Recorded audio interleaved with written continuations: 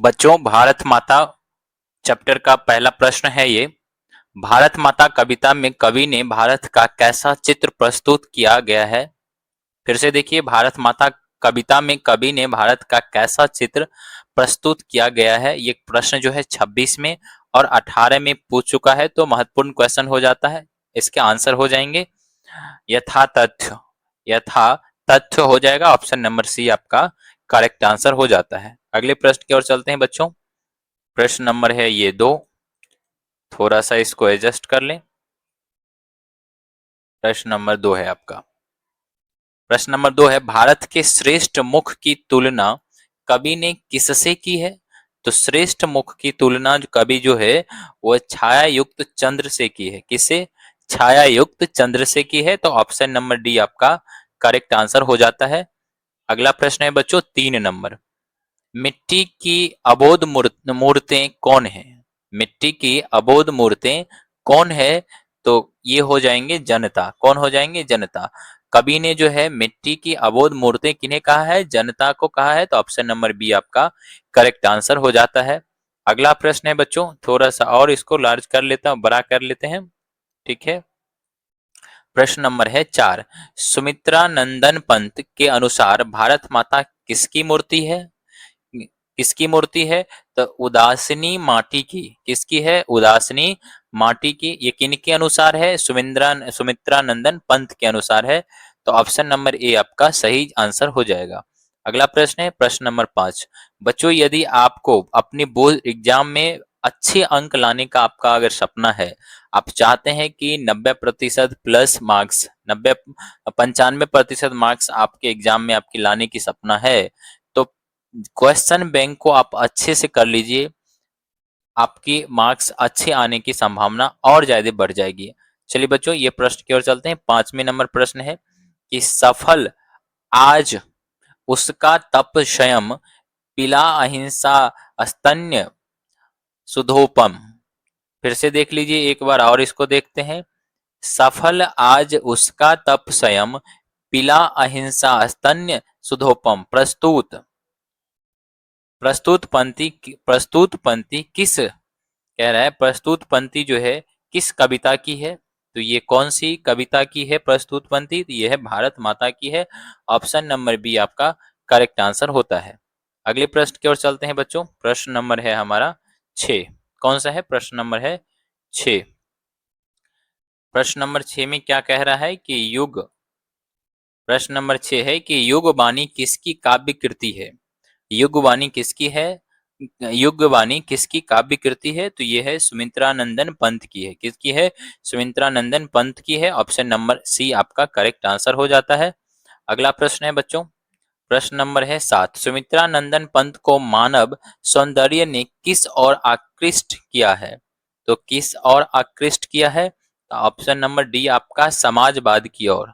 कौन सा हो जाएगा? समाजवाद की ओर। ऑप्शन नंबर डी आपका करेक्ट आंसर हो जाएगा। बच्चों, आपको पता है कि क्वेश्चन बैंक से हर साल क्वेश्चन रिपीट किए जाते हैं, बार बार पूछे जाते हैं, इसीलिए क्वेश्चन बैंक आपके लिए बहुत महत्वपूर्ण हो जाता है।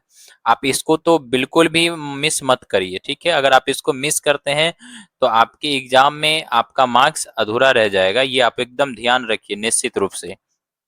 आइए प्रश्न देखते हैं। कवि सुमित्रा नंदन पंत के अनुसार भारत माता की कितनी संतानें दरिद्रता और अभाव से ग्रसित हैं? कितने हैं? तो ये हो जाएंगे 30 करोड़। कितने की बात कर रही है? 30 करोड़ की बात कर रही है। करोड़। तो ऑप्शन नंबर ए आपका करेक्ट आंसर हो जाता है। अगला प्रश्न है बच्चों 9 नंबर। सुमित्रा नंदन पंत का जन्म कब हुआ था? सुमित्रा नंदन पंत का जन्म कब हुआ था? तो 1900 में हुआ था। कब हुआ था? 1900 में। ऑप्शन नंबर बी आपका करेक्ट आंसर हो जाएगा। अगला प्रश्न है बच्चों 10 नंबर। 10 नंबर प्रश्न क्या कह रहा है?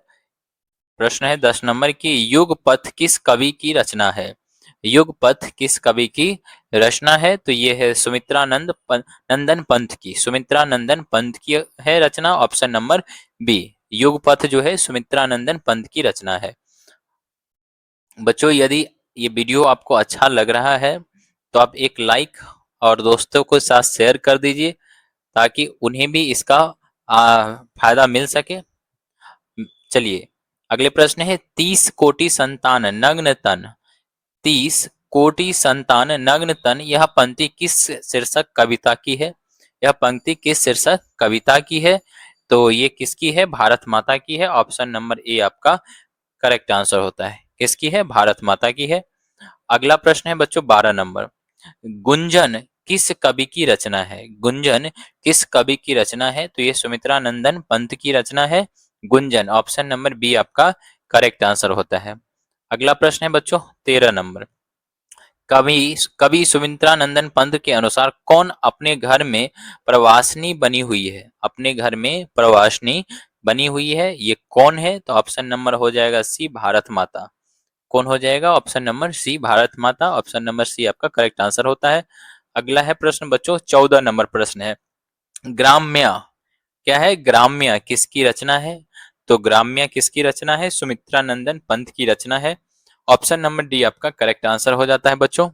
अगला प्रश्न है 15 नंबर, सुमित्रा नंदन पंत के पिता का नाम क्या था? तो इनके पिता का क्या नाम था? गंगादत्त पंत नाम था। क्या नाम था? गंगादत्त पंत नाम था। ऑप्शन नंबर ए आपका करेक्ट जवाब हो जाता है बच्चों।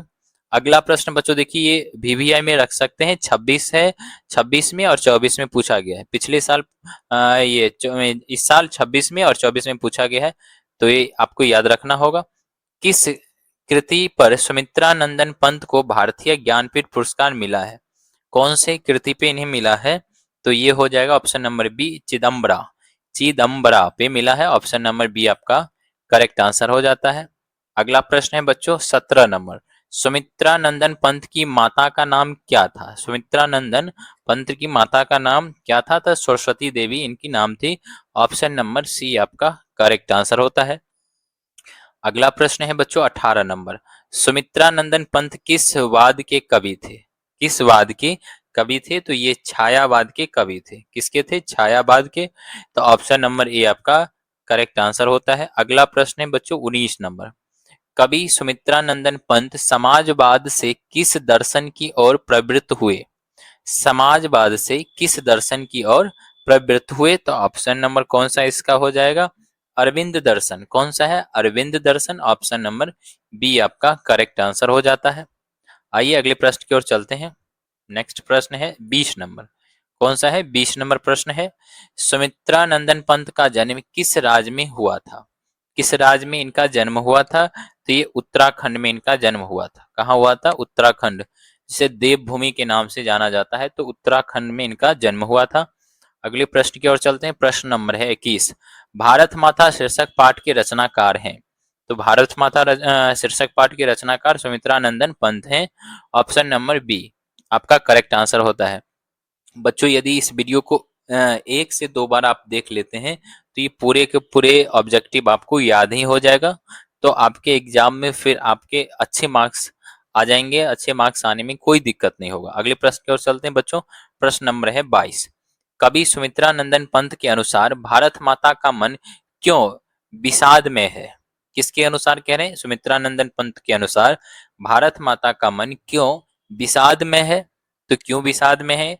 तो युग युग के अंधकार से। किससे? युग युग के अंधकार से। ऑप्शन नंबर ए आपका करेक्ट आंसर होता है। बच्चों इस तरह के सभी चैप्टर का question bank, model paper, VVI questions आपके एग्जाम को बहुत ही मजबूत बना करके अच्छे अंक लाने में आपको बहुत मदद करेगा। तो आप अभी तक इस चैनल से नहीं जुड़े हैं तो बस एक ही है रिक्वेस्ट कि आप साइंस स्टडी प्लस को सब्सक्राइब कर लें और लाइक कर दें, साथ साथ दोस्तों के साथ शेयर कर दें। मिलते हैं अगले वीडियो में।